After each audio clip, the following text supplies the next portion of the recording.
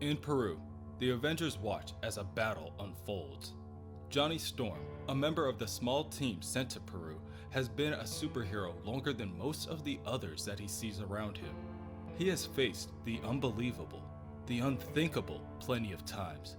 The only difference is now, Reed isn't here. If Reed were here, he'd have a plan of attack immediately. Not Falcon, though. Johnny can practically feel Falcon strategizing on the fly. Where to put Wonder Man, how to place Synapse, Red Hulk, and Voyager. And Johnny? Without standing around for orders, he just does what he does best. Flame on! In Rome, Rogue, Hercules, Lightning, Thor, and Cannonball all stand to their feet in order to avenge their fallen ally Quicksilver.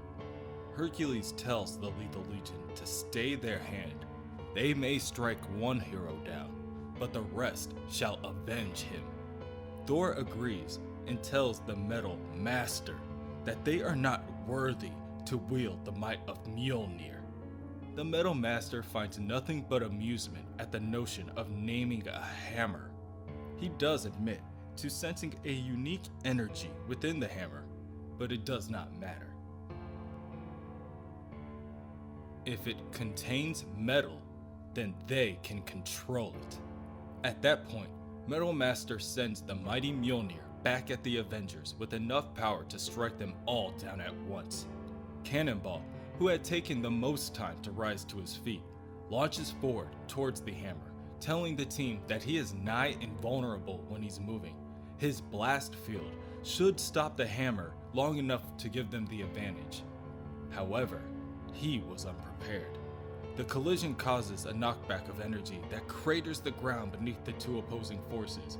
Sam ricochets backwards into Rogue's arms. The force causes her too, as strong as she is, backwards in the opposite direction. Mentacle takes the opportunity to attack Hercules' mind, attempting to seize control of his body, and tells the two blood brothers to slay the speedster, so that he does not impede on their process any further. The blood brothers oblige and begin to lift Quicksilver from the rubble. Lightning, within a blink of an eye, appears before Mentacle and attacks it with a bolt of electricity, incapacitating the foe and, in the process, saving his teammate. One of the blood brothers prepares to attack Pietro, and all hope looks as though it may be lost. However, the attack, and battle by extension, is interrupted by the interjection of 3 of the members of the Black Order. Supergiant, Black Swan, and Black Dwarf. They crash down like a meteor from the sky, and the explosion of energy knocks out the 2 blood brothers, effectively removing them from play. Black Swan chides.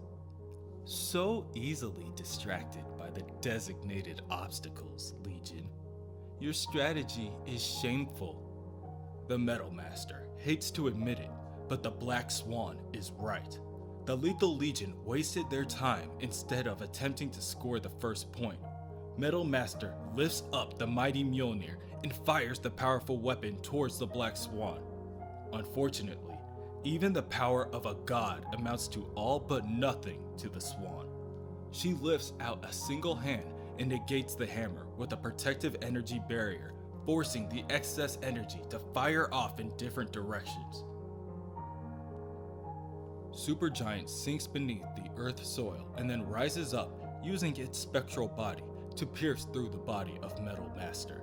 The manipulator may be powerful, but its mind is oh so vulnerable, Supergiant says as they infect the Master's brain. The Black Dwarf, wielding a powerful axe, attempts to take out an attacking Thor. Thor, having agility on her side, dodges the attack, causing the dwarf's axe to crack the earth underneath their feet. Yes, the Black Dwarf says, let the Black Order show how the game is played. Rogue, still holding the unconscious Cannonball, overhears this and asks if this is really a game to them. All this pain and destruction is just for a game? Who the hell is behind this? Elsewhere, within the Grandmaster's cosmic game room, he stands, watching the battles unfold, whelmed by the sight of it all. I thought they'd have worked it out by now. The challenger responds. Then, that was only the latest in your many errors, Grandmaster. Like this lethal legion you are fielding. The Black Order is a honed fighting unit, subalterns to one of the most feared creatures in the universe, whereas you cobble together a collection of dregs, mercenaries, and space trash. The Grandmaster turns to look at his opponent. That space trash may surprise you yet. I know this universe, old foe, and I always play to win. You of all people should know that. Come, let us study the board. In Peru, Falcon calls out to Voyager to see if she has enough energy to teleport back to Rome to ask for backup, because right now he has no idea if the people fighting the Black Order are friends or foe. He does recognize the three from the Black Order, at least. There is Corvus Glaive, tough, strong. His blade can cut through almost anything. Proxima Midnight, his wife, tough, maybe stronger. Her lance kills everything she throws it at, and she never misses. And Ebony Maw, mind control. That's when Falcon realizes that Synapse also has mental abilities. Synapse, that's your power too, right? Can you go brain to brain? Reach into his head, maybe get an impression of, of anything going on in there before we dive in? Synapse tells Falcon that she has never tried to use her powers in that way, but there is a first time for everything. As she attempts the feat, there is an immediate knockback within her mind of psychic energy. Just trying to sort through it all is overwhelming. She is able to clearly piece together only some information about the Lethal Legion. The three members fighting now are Captain Glory, Drawl, and Farine. From what Synapse can tell, both alien parties are fighting over some alien artifact. In fact, this has nothing to do with the Avengers at all. With that being said, Falcon orders the team, Johnny included, to hold the fighting for just a little while longer. For now, they observe. Voyager takes this opportunity to teleport back to Rome to get the requested backup. When she arrives, she finds an injured Cannonball and a frozen Pietro. Rogue begs Voyager to take them. The two need medical attention immediately. She has to get them back to base. Voyager complies, but tells Rogue that she is running low on power. This may be her last trip for a while. If Rogue and the other Avengers don't choose to go with Voyager now, they'll be stuck in Rome with no way out. Within the Avengers headquarters, Wanda continues to work with her hex magics on the Vision in order to remove his body from stasis. However, the Vision keeps pausing. It looks like whatever put him in stasis wants to keep it that way. It is taking all of her concentration to cast the spell. Vision begins to regain control of his body and states, Wanda, my internal chronometer is malfunctioning. Suddenly, Voyager arrives with the two injured Avengers in a flash of blinding purple light, attracting the attention of Wanda, Vision, and Jericho Drum. Wanda loses her concentration and the hex begins to fade. As Vision slips back to stasis, he asks, Wanda, who is that? Vision? Wanda asks, looking back at the synthezoid, then immediately back to her brother, who lay frozen on the floor. Oh God, we did this! In Rome, on the battlefield, Supergiant continues to manipulate Mo Lin, the Metal Master's mind, forcing him to relive all of his worst memories. Memories of censorship, memories of banishment. Elsewhere, The Blood Brothers rise to their feet and begin to charge at the Black Swan. Thor strikes one down, stating, "With the new Metal Master downed, Mjolnir is mine once again, and neither of us are in the mood to forget the indignity." With everyone else busy, Rogue continues to look up to the sky. As she puts it, that floating thing is the cause of all this, what they're fighting over. She figures that means the Avengers should try to grab it first.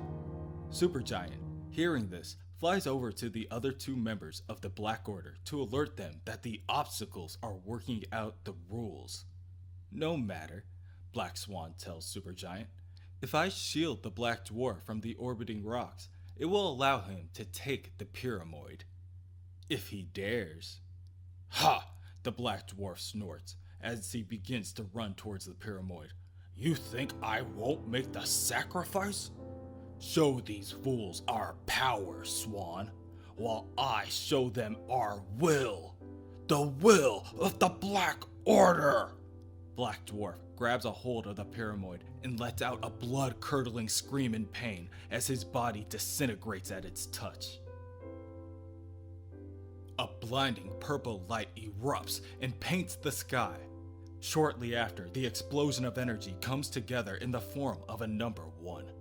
Black Swan smirks to her partner. "First point to us. Supergiant, we're done here." The two teleport away, leaving only the Avengers and the 3 members of the Lethal Legion left standing in their wake. The Blood Brothers decide that they must chase down the Black Order, and Thor shares a similar thought process. However, Rogue tells Thor to wait. They were going to grab the Pyramoid first, remember? So what happens when the team in Peru tries the same thing? At this, Lightning leaps off without a second thought. He races off to Peru at the speed of pure electricity. At the moment, he knows that he's the only one who has any chance to get to Peru in time to warn the others. He just hopes he's fast enough. In Peru, Corvus Glaive attacks Farin, master of martial arts and agility. As Corvus swings his powerful weapon, Farin assaults with a flurry of fists. Corvus, without a pause in attack, asks his opponent, "Ebony Maw says your name is Farin. Does it have any significance?" Farin responds that their name means Soul of Iron. It means the last name that Corvus will ever speak. Corvus gains the upper hand and uses his weapon to catch Farin in mid-air and pin them to the ground. Interesting. In my native tongue, it means something altogether different. It means victim, Corvus says as he begins to lunge his weapon down at his opponent's neck. "Now die!" Suddenly, Corvus is interrupted by a charging Red Hulk. After the Hulk attacks, the other Avengers fly in to follow suit. Falcon co-signs with the Hulk. As Avengers, their first job is to save lives, even the poisonous ones. On the battlefield, Proxima Midnight and Draal's weapons collide, both women shaping the earth beneath them with their power.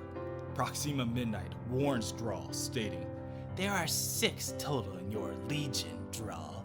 If you wish to best me, you would be wise to summon them all to your side."